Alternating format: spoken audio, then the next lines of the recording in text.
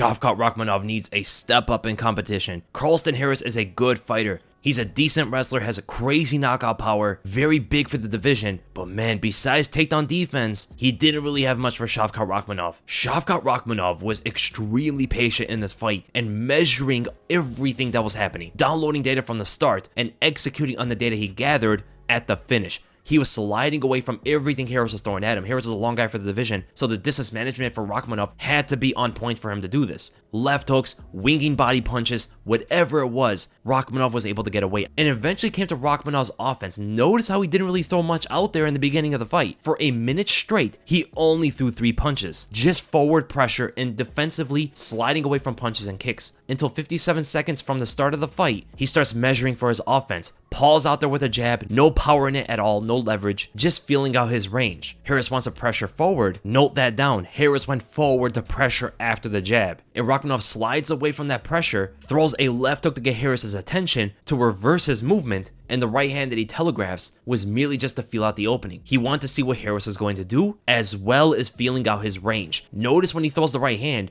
there's nothing in it. He doesn't even fully extend it. Harris thought it was going to be a full power right straight, but nothing came of it. Rakhmonov is simply preparing in the fight. He starts to throw some feints out there just to see some openings, and that jab he was measuring with before in order to find his range ultimately worked out for him immediately. Not even a minute later, he was able to land the next jab he threw in the fight, and after the jab, Harris pressured forward. Remember, last time Shavkat threw a jab, Harris pressured immediately. Shavkat downloaded that and he used it against him this time, pulling away from the right hand. Rakhmonov was able to touch him with a check left hook, as well as pulling away from Harris's follow-up attack, and then led to the opening for the spinning kicks.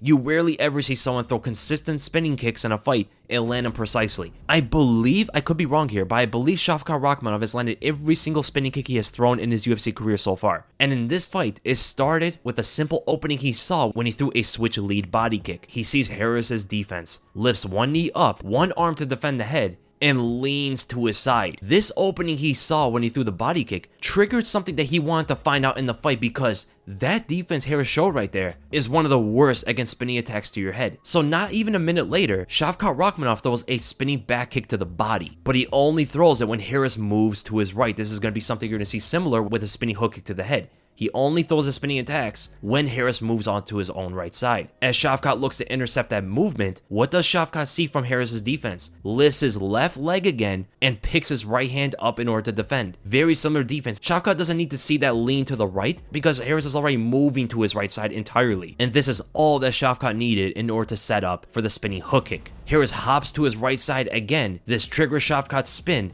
Same defense. Left leg up, right hand to defend his head. But even worse this time, just like he showed against the body kick, Harris leans to his right side, ultimately leaning into Shavkat's swinging calf, and this ultimately drops Harris. Now with this kind of kick, you want to land with the heel. That's for maximum impact, but you don't need maximum impact to knock someone down with this kick. Number one, landing with your calf is enough to knock anybody out. The rotational force of the kick is just so massive, you don't necessarily need to land it clean in order to drop somebody. Number two, Harris leaned into it. And number three, he was unbalanced. This ultimately led to the end of the fight, but we have to give some credit to Carlston Harris here, because his takedown defense was something interesting to watch. His balance was insane, and not only that, his MMA wrestling knowledge is actually pretty decent. When Shavkat had the body lock, he was always attempting to trip out Harris, intercepting the momentum that he's building. Harris was quick to turn right into him, and knew exactly when to plant his feet when Rakhmonov lifted him up in order to take him to the ground. And even at one moment when Shavkat wanted to re-engage into the fence, he was able to turn Shavkat around using that left underhook, and doing things that we haven't seen anybody really do against Shavkat on the regional scene, before the UFC, and even in the UFC. But we've known about this from Harris. I mean, he's always shown to be a pretty good wrestler in almost all of his fights.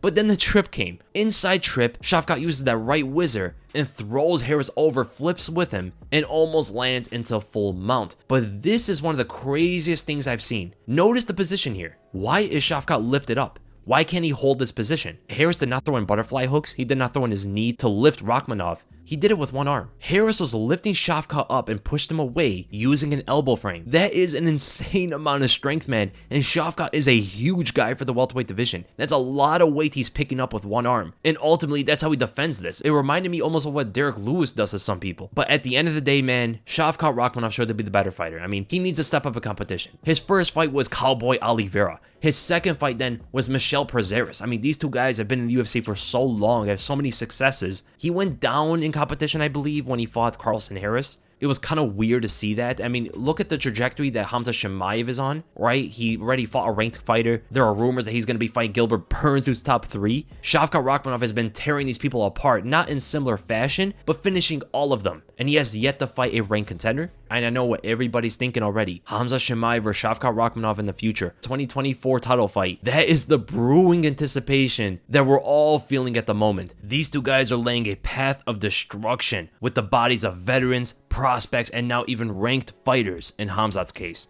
It's time for Shavkat to follow that similar path. Maybe they could throw him Li Jingliang as well. I wouldn't like to see it, but they could even throw him Santiago Ponzinibbio as some sort of older stepping stone to build up that next prospect. They could possibly even throw him Jeff Neal.